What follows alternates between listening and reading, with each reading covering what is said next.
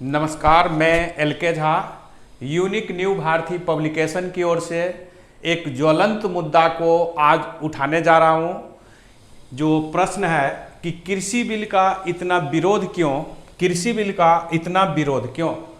जैसा कि आप जानते हैं कि कृषि बिल मानसून सत्र में पारित कर दिया गया है, जिसका भारी विरोध देखने को मिलती है।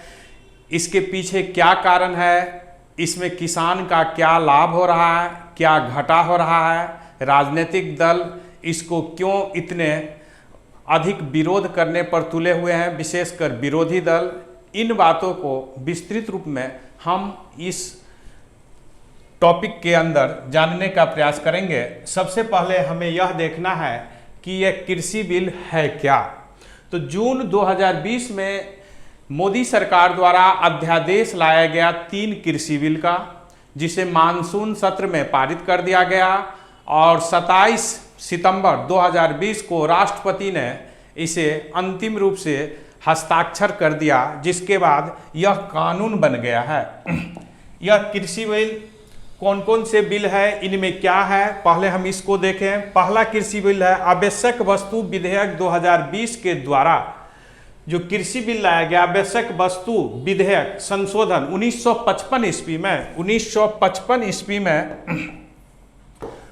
1955 ईस्वी में आवश्यक वस्तु अधिनियम लाया गया। 1955 ईस्वी में संसद ने आवश्यक वस्तु अधिनियम लाया, जिसके द्वारा अति महत्वपूर्ण जो आवश्यक वस्तु है उस वस्तु पर सरकार नियंत्रण रखती है, उसकी कोटा लिमिट करती है और उसके उत्पादन, बिक्री, वितरण सभी पर सरकार का पूर्ण नियंत्रण होता है। जिसमें से कुछ वस्तुओं को बाहर कर दिया गया है। आवश्यक वस्तु विधेयक 2020 कृषि बिल में जो 3 बिल लाई गई है, उसमें पहला बिल के अंतर्गत आवश्यक वस्तु में से अनाज, जितने भी प्रकार की अनाज है, दलहन है, तिलहन है, आलू, प्याज और खाद्य तेल, यानी जो हम खाना बनाने में तेल का प्रयोग करते हैं,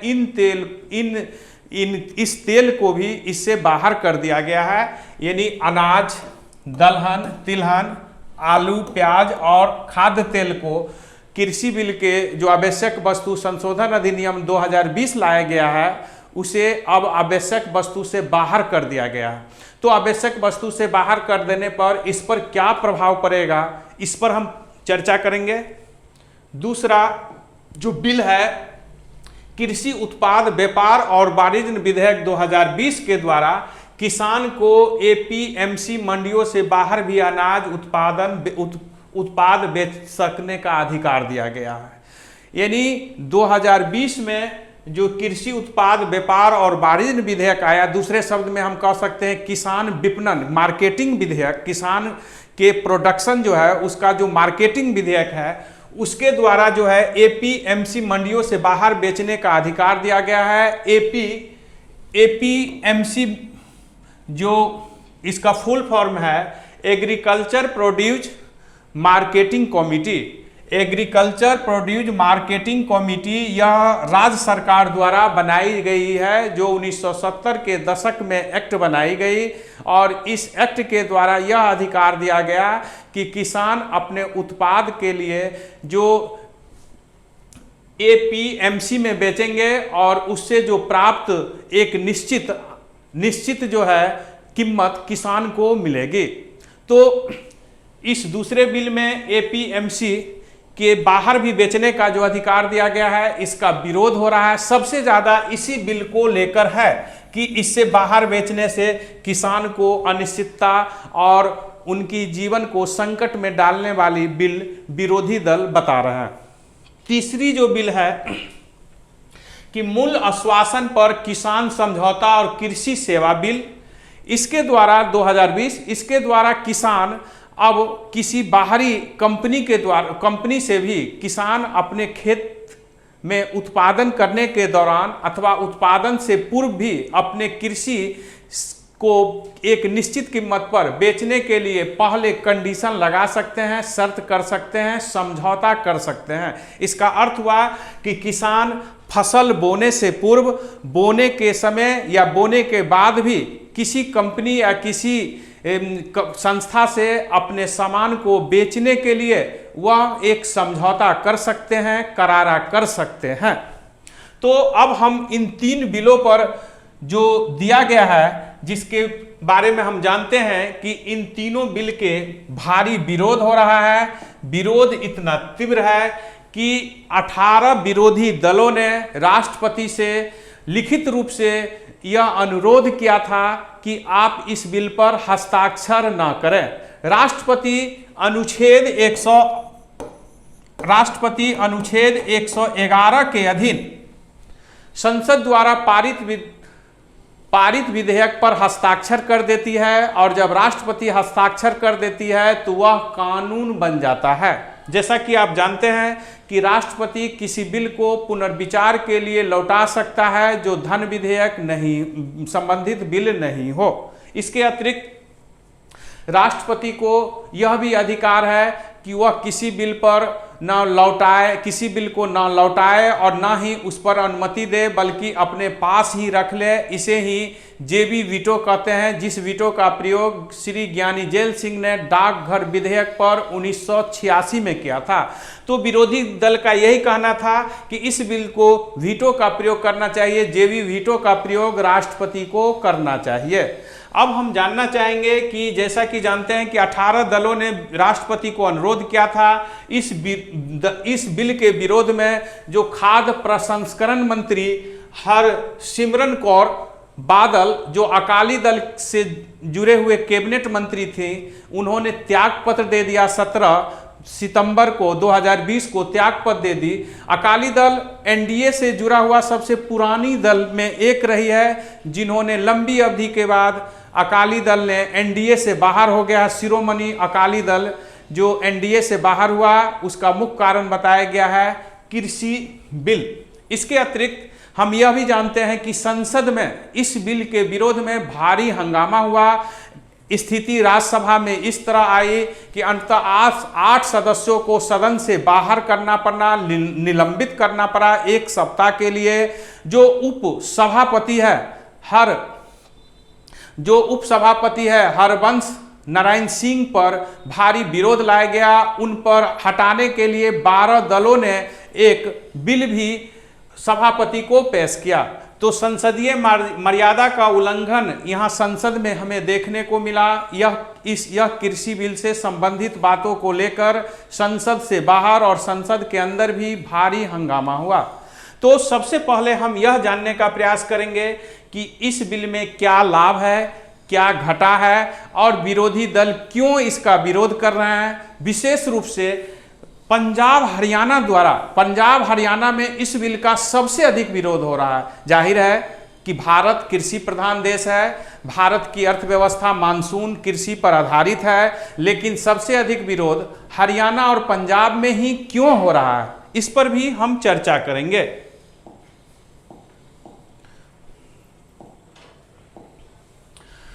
जून 2020 में मोदी सरकार द्वारा अध्यादेश लाया गया। जैसा कि हम जानते हैं कि आर्टिकल 123 के अधीन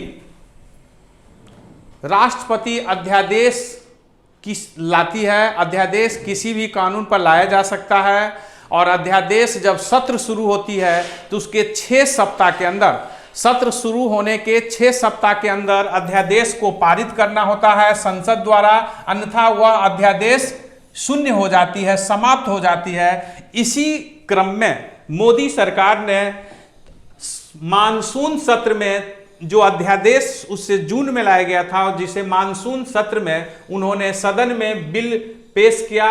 पहला है आवश्यक वस्तु विधेयक 2020। तो इस विधेयक से जो अनाज, दलहन, तिलहन, आलू, प्याज और खाद्य तेल को अलग किया गया है, इस पर विरोधी दलों का कहना है क्या कि इससे बाजार में कालाबाजारी बढ़ेगी, जामाखोरी बढ़ेगी, गरीबों को ये अनाज और जो आवश्यक वस्तु है वह पहुंच से बाहर हो जाएगी, और इससे उच्च जो व्यापारी वर्ग है वह अधिक जो है मुनाफा कमाएगी। एक प्रकार से उनका आम जनता पर पूरी तरह प्रभाव हो जाएगी। इससे अनाज में जो है कीमत काफ़ी बढ़ जाएगी, महंगाई बढ़ेगी। इस प्रकार मुद्रास्फीति बढ़ेगी, अर्थव्यवस्था चरमराने लगेगी। यह सभी आरोप जो है विरोधी दलों द्वारा आवश्यक वस्तु संशोधन विधेयक 2020 से जो कुछ वस्तुओं को बाहर किया गया है, इन पर इनका आरोप है। हम बताना चाहेंगे कि सरकार ने इसके अंदर यह भी प्रावधान किया है कि अति आवश्यक स्थिति में, विशेष परिस्थिति में, जब अकाल आ जाए या किसी कारण उत्पादन बहुत कम हो या जब महंगाई एक सीमा से अधिक बढ़ जाए, उस स्थिति में इन आवश्यक वस्तु के अधीन, इन जिस वस्तु को बाहर किया गया है, पुनः उसके अधीन सरकार इस पर नियम बना सकती है, इस पर नियंत्रण रख सकती है, इससे संबंधित दिशा निर्देश दे सकती है। कहने का अभिप्राय है कि जो पहला कृषि संबंधित आवश्यक वस्तु संशोधन विधेयक 2020 है, जिसमें कुछ वस्तुओं को आवश्यक वस्तु सूची से बाहर किया गया है, वह सामान्य स्थिति में बाहर है, लेकिन विशेष परिस्थिति हो तो उस स्थिति में इसे आवश्यक वस्तु के अधीन मानी जाएगी। उस स्थिति में सरकार इस वस्तु की कीमत निर्धारित कर सकती है, इसकी कोटा निर्धारित कर सकती है, इसकी रख रखाव, वितरण और उपभोक्ता वर्ग तक पहुंचने के लिए निश्चित रूप से कानून बना सकती है, उस पर नियंत्रण स्थापित कर सकती है। अब यदि अनाज की कीमत 50% से अधिक बढ़ती है तो सरकार इस पर नियंत्रण स्थापित करने के लिए नया कानून ला सकती है, उस पर अपना दिशा निर्देश दे सकती है। कहने का अभिप्राय है कि एक सीमा तक इन वस्तुओं को आवश्यक वस्तुओं की सूची से बाहर किया गया है, लेकिन असाधारण स्थिति में, विशेष परिस्थिति में इन वस्तुओं को आवश्यक अधिनियम की जो कानून है उसके अधीन लाया जा सकता है। तो स्पष्ट है कि विरोधियों द्वारा, जो विरोधी दल द्वारा जो इसका विरोध किया जा रहा है, वह विरोध उचित प्रतीत नहीं होती है। दूसरा जो कृषि संबंधित कानून है, कृषि उत्पादन व्यापार और वाणिज्य विधेयक 2020, सबसे अधिक इसी विधेयक का विरोध हो रहा है। तो इस विधेयक का विरोध होने का कारण क्या है कि अब किसान APMC, agriculture produce marketing committee, जो राज्य स्तर द्वारा बनाया जाता है, जिसमें किसान द्वारा, जहां मंडी होती है, जिसमें किसान अपनी अनाज को बेचती है और उन्हें न्यूनतम समर्थन मूल्य हासिल होती है, जिसकी सरकार गारंटी लेती है, वह अब उससे बाहर जाकर भी बेच सकती है।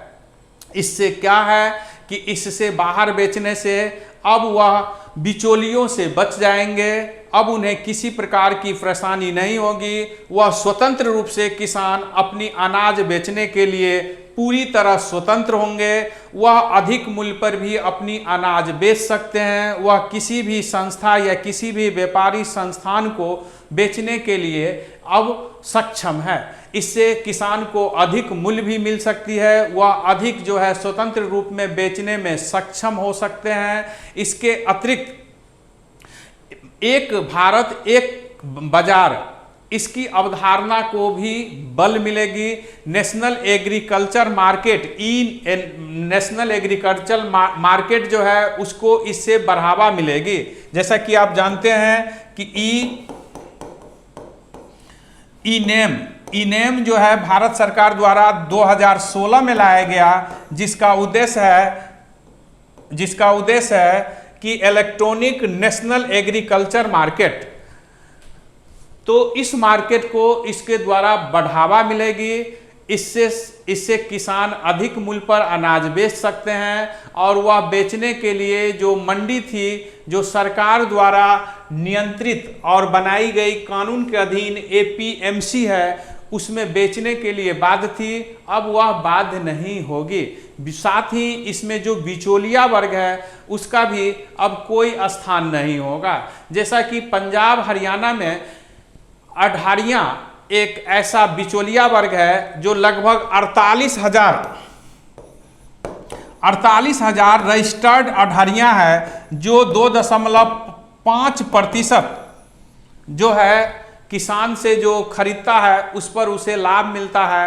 यानी किसान पहले अढ़ाड़ियाँ को देता है, बिचौलिया को देता है, और बिचौलिया के द्वारा ही बाद में सरकार यानी APMC agriculture produce marketing committee जो एक बोर्ड है, मार्केटिंग बोर्ड है, वह खरीद सकती है। तो इस प्रकार यही कारण है कि पंजाब और हरियाणा में सबसे अधिक विरोध हो रहा है। सबसे अधिक विरोध होने का कारण है पंजाब हरियाणा में यही कि वहाँ 48,000 से अधिक रजिस्टर्ड जो अढ़ाड़ियाँ हैं, जो बिचौलियाँ हैं, जिनको 2.5% लाभ मिलती है, और सरकार को भी इससे टैक्स मिलती है। सरकार, विभिन्न सरकार जो है वह 5 से 12% के बीच इस पर खरीद पर जो है टैक्स लेती थी। उनकी यह संभावना है कि यदि वह जब खुले बाजार में किसान बेचने के लिए सक्षम है तो उन्हें इस तरह से जो टैक्स मिलती थी वह नहीं मिलेगी। विरोधी का कहना है कि सरकार APMC से बाहर करके उससे स्वतंत्र रूप से किसान को कर धीरे धीरे अब जो न्यूनतम समर्थन मूल्य जो कृषि लागत एवं मूल्य आयोग द्वारा निर्धारित की जाती है, जिसे न्यूनतम समर्थन मूल्य कहते हैं, मिनिमम सपोर्ट प्राइस कहते हैं, जो सरकार द्वारा गारंटी दी जाती है कि किसान यदि किसी वस्तु की उत्पादन करती है तो उस पर न्यूनतम उन्हें यह लाभ, न्यूनतम मूल्य पर हम खरीदने के लिए तैयार हैं। अब विरोधी का कहना है कि धीरे धीरे किसान को असुरक्षित कर रहा है, किसान को इससे बाहर कर रहा है, न्यूनतम समर्थन मूल्य से बाहर कर किसान को अधिक जो है कष्टदायी बना रहा है। उन्हें बिचौलियों को, उन्हें व्यापारियों के जो है झुंड में, व्यापारियों के चंगुल में फंसा रहा है। यह विरोधियों का कहना है। सबसे ज़्यादा विरोध इसी बिल को लेकर हो रही है। इनका कहना है कि छोटे किसान इसमें पूरी तरह दब जाएगी, क्योंकि इसकी कोई गारंटी नहीं है कि जो व्यापारी वर्ग उनसे स्वतंत्र रूप में खरीद क्रय विक्रय करेगी वह उचित मूल्य दे ही, वह कम मूल्य पर भी लेने के लिए मजबूर कर सकता है। इसका एक बेहतर उदाहरण है कि 2006 में बिहार सरकार में APMC से बाहर बेचने की छूट दी गई, और इसका परिणाम यह हुआ कि बिहार में जो किसान को उचित मूल्य मिलना चाहिए वह नहीं मिल पा रहा था। तो यह संभावना, यह जो विरोधी का कहना है, इसमें बहुत हद तक उनका विचार सही भी हो सकता है कि जब कोई विरोधी दल, जब कोई बाहरी व्यापारी खरीद बिक्री करेगी तो वह सिर्फ अपनी लाभ को देखेगी। वह बड़े किसान से तो समझौता करने में बहुत परेशान नहीं होंगे, लेकिन छोटे किसानों को इससे काफ़ी परेशानी उठानी पड़ सकती है, उनकी काफ़ी समस्या होगी, उनकी शोषण हो सकती है। इसमें यह भी कहा जा रहा है विरोधी दल द्वारा कि APMC एक निश्चित कानून के अधीन बनती है, जिसमें किसान को सुरक्षा होती है, सरकार उनकी सुरक्षा और उनकी खरीद की एक निश्चित गारंटी देती है, जबकि बाहरी व्यक्ति द्वारा जो मंडी से बाहर बेचने की बात कही गई है इस बिल में, उसके लिए कोई गारंटी नहीं है। सिर्फ व्यापारी को क्या होना चाहिए, कोई भी व्यापारी जिसके पास सिर्फ पैन कार्ड हो, जिसके पास सिर्फ पैन कार्ड हो, तो वह जो है अनाज किसान से खरीद सकता है, और वह अनाज उचित मूल्य जो मंडी द्वारा दी जाती है, उस जो न्यूनतम समर्थन मूल्य सरकार द्वारा निर्धारित की जाती है, उससे कम पर भी खरीद सकती है। और यदि इस स्थिति में वह खरीदती है तो उससे किसान का शोषण होगा। तो सरकार को इस तरह के बिल पारित करने के साथ इस पर यह भी ध्यान देना चाहिए कि इससे किसान को, विशेष रूप से छोटे किसानों को, किसी भी प्रकार की जोखिम नहीं हो, उनकी असुरक्षा नहीं हो। तो इस बिल का विरोध करने की एक सीमा है, एक सीमा तक, एक हद तक उचित प्रतीत होती है। हालांकि इस बिल में सरकार का कहना है कि वह स्वतंत्र बाजार में बेचेगी, जिससे और अधिक मूल्य कमा सकती है, उनसे विभिन्न प्रकार की साधन उपलब्ध होगी, वह अधिक से अधिक एकीकरण, बाजार की एकीकरण में आएगी, वे खुले रूप में बाजार से आकर अधिक स्वतंत्र रूप में, अधिक सशक्त रूप में अपनी आर्थिक विकास कर सकती है, क्योंकि किसान की यदि समस्या है तो उसका एक बहुत बड़ा कारण है क्योंकि वह आर्थिक रूप से पूरी तरह बांधी हुई है, उनका क्षेत्र बांधा हुआ है, उनकी दायरा सीमित है, जिसके कारण उनका पूरी तरह विकास नहीं हो रही है।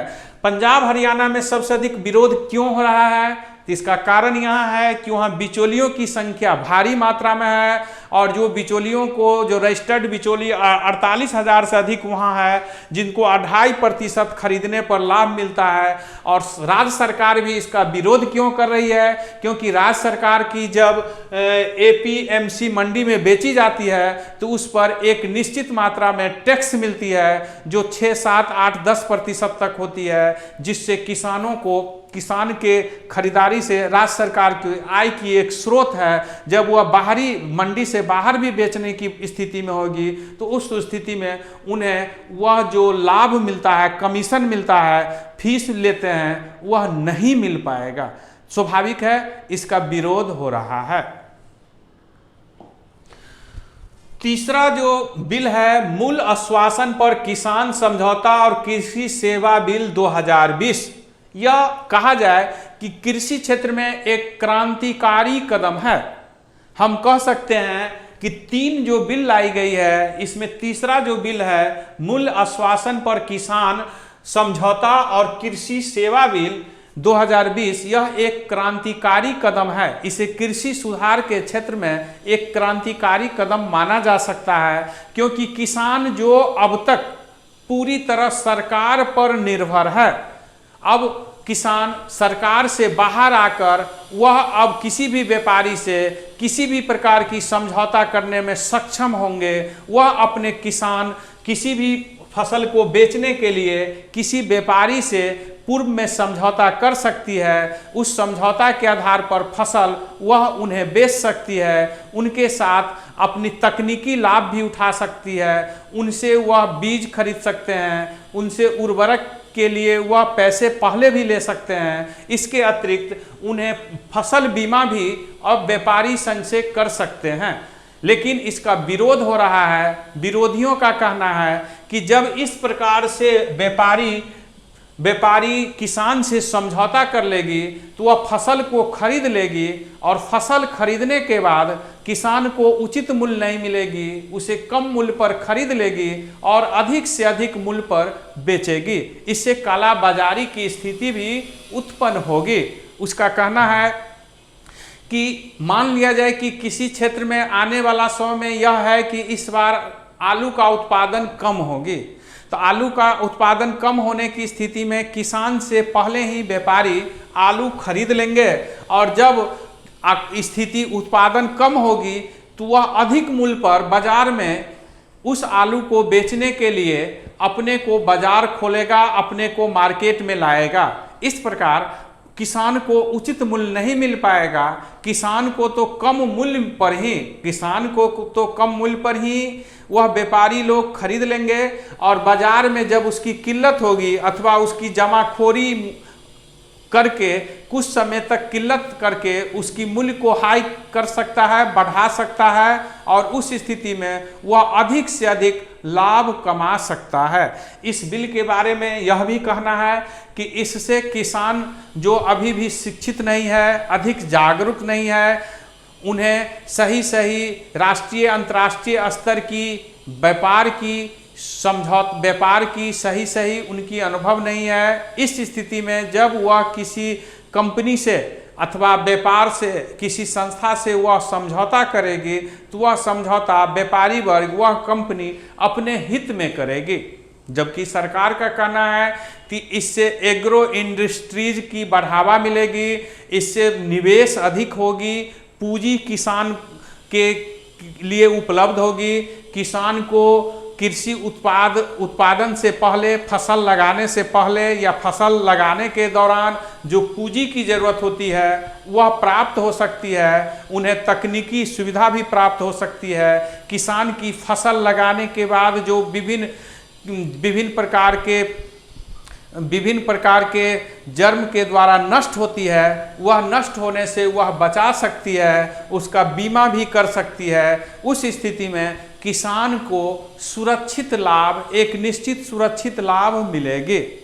तो निश्चित रूप से कहा जा सकता है कि कृषि मूल्य आश्वासन पर किसान समझौता और कृषि सेवा मूल्य जो है ये एक कमोडिटी मार्केट है। कमोडिटी मार्केट जो शेयर बाजार में आप देखते हैं उसी तरह का ये वायदा बाजार है, जिसमें एक निश्चित मूल्य देने के लिए किसान से कंपनी, व्यापारी वर्ग एक समझौता कर लेगी और उस स्थिति में किसान को एक निश्चित मूल्य मिलने की आश्वासन होगी। जो पूरी की पूरी संपत्ति, पूरी की पूरी उनकी फसल नष्ट हो जाती है कीड़े मकोड़े जर्म के कारण अथवा किन्हीं अन्य कारणों से, ओला से, बाढ़ से, उनसे उन्हें सुरक्षा प्राप्त होगी। साथ ही पूंजी निवेश, जो कृषि, हमारे देश की कृषि की जो पिछड़ापन है इसका एक बहुत बड़ा कारण है पूंजी निवेश की कमी। तो पूंजी निवेश यहाँ अधिक हो सकती है और यह निश्चित ही किसान के लिए एक बेहतर मार्ग होगा। जब तक हम रिस्क नहीं लेंगे, जब तक हम किसी चीज की जोखिम नहीं उठाएंगे, तब तक हम बेहतर नहीं कर सकते हैं। अब इन तीनों प्रश्न के जो सरकार का पक्ष और विरोधी का जो पक्ष है उन सब बातों को हमने बताने का प्रयास किया। हम बताना चाहेंगे कि भारत में 48%, लगभग 48% रोजगार आज भी कृषि से प्राप्त होती है। जीडीपी में 17 से 18% योगदान कृषि का है। विदेशी व्यापार में 8 से 9% जो निर्यात होती है वह कृषि से आधारित वस्तुएं होती है। तो आज भी हमारे कृषि देश का आधार है, क्योंकि लगभग आधा रोजगार हमें कृषि क्षेत्र से प्राप्त होती है। और कृषि क्षेत्र को जब तक हम खुलापन नहीं लाएंगे, जब तक उसे हम बंधन में बंद कर रखेंगे, तब तक हम कुछ बेहतर नहीं कर सकते हैं। तो कृषि क्षेत्र में खुलापन लाना, उसमें पूंजी निवेश करना, उसमें बाहरी व्यक्ति को प्रवेश देना निश्चित ही कृषि के लिए एक सुखदायी होगी। किसान को इससे आय बढ़ेगी। बड़े किसान के साथ साथ सरकार के लिए यह जरूरी है कि सरकार छोटे किसान की सुरक्षा के लिए कुछ विशेष गारंटी इसमें निश्चित करे। जैसा कि हम जानते हैं कि जब भारत में उदारीकरण की शुरुआत हुई थी तो विरोधी दल ने भारी विरोध किया था। यहाँ तक कि पीवी नरसिम्हा राव सरकार को गिराने के लिए वामपंथी दल ने समर्थन वापस ले लिया। उन पर अविश्वास प्रस्ताव भी लाया गया और ऐसा माना जाता था कि भारत जर्जर हो जाएगी, फिर भारत में अंग्रेज, European company, east India company की राज होगी। लेकिन आज आप उदारीकरण के लगभग 30 साल के दौर में, 3 दशक के दौर में स्पष्ट रूप से देख रहे हैं कि भारत विकास की ओर काफी तेजी से बढ़ा है।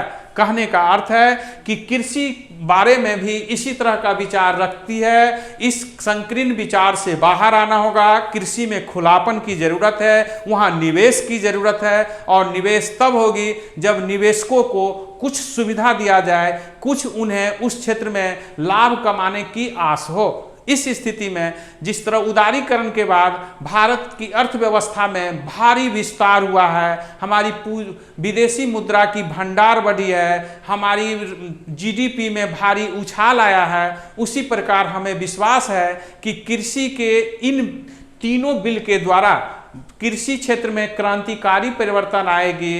इससे निवेश में बढ़ावा आएगी, राज्य सरकार, किसानों को अधिक आय मिलेगी। जैसा कि आप जानते हैं कि भारत सरकार का उद्देश्य है, जैसा कि आप जानते हैं कि भारत सरकार का लक्ष्य है 2022 तक किसान की आय को 2 गुना करना है।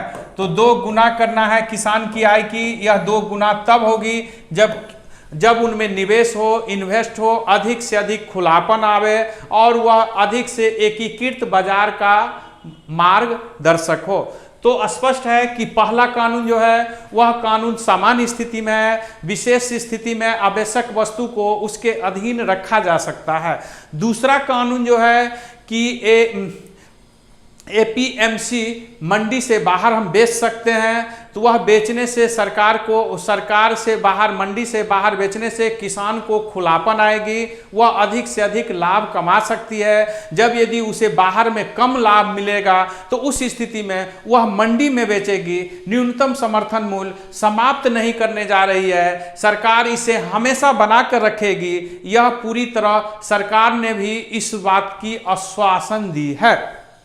तीसरा जो बिल है वह बिल यह बता रहा है कि भारत में जिस तरह यूरोपियन कंपनी का राज हुआ था, उसी तरह किसान चुंगल में फंस जाएंगे। वह पूरी तरह वह कंपनी पर, वह व्यापारी वर्ग पर, पूंजीपति वर्ग पर पूरी तरह निर्भर होने लगेगी। लेकिन यह कतई सही नहीं लगता है, क्योंकि सरकार अंतिम रूप से किसान की सुरक्षा और उनकी उन्नति की, उनकी खुशहाली के लिए पूरी तरह तत्पर है। और जब उस तरह की परिस्थिति लगेगी कि इससे किसान को अधिक लाभ के जगह शोषण हो रही है, तो सरकार इस पर उचित कदम उठा सकती है। लेकिन जैसा कि हम जानते हैं कि कृषि के विकास में सबसे बड़ी बाधा है निवेश की कमी है, इन्वेस्टमेंट की कमी है, और वह इन्वेस्टमेंट यह तीसरा जो बिल है इसके द्वारा पूर्ति की जा सकती है। क्योंकि आप जानते हैं कि भारत में भारी मात्रा में हम कीड़े मकोड़े जर्म के द्वारा हमारी फसल नष्ट हो जाती है, जिसके लिए हमें उचित प्रकार की कोई सुविधा सरकार या राज्य सरकार उपलब्ध नहीं करा पा रही है उचित मात्रा में। हम जब इस स्थिति में आएंगे तो हमें यह लाभ मिलेगा। दूसरा, हमारे देश में खाद्य प्रसंस्करण की भारी किल्लत है, जबकि भारत बहुत बड़ा विस्तृत कृषि क्षेत्र है। एक ऑस्ट्रेलिया, थाईलैंड, इंडोनेशिया, न्यूजीलैंड सब छोटे छोटे देश खाद्य प्रसंस्करण के क्षेत्र में दुनिया में छाया हुआ है, जबकि भारत इतनी विस्तृत कृषि वाले क्षेत्र होकर, इतने बड़े कृषि वाले क्षेत्र होकर भी इस क्षेत्र में काफ़ी समस्या से जूझ रही है।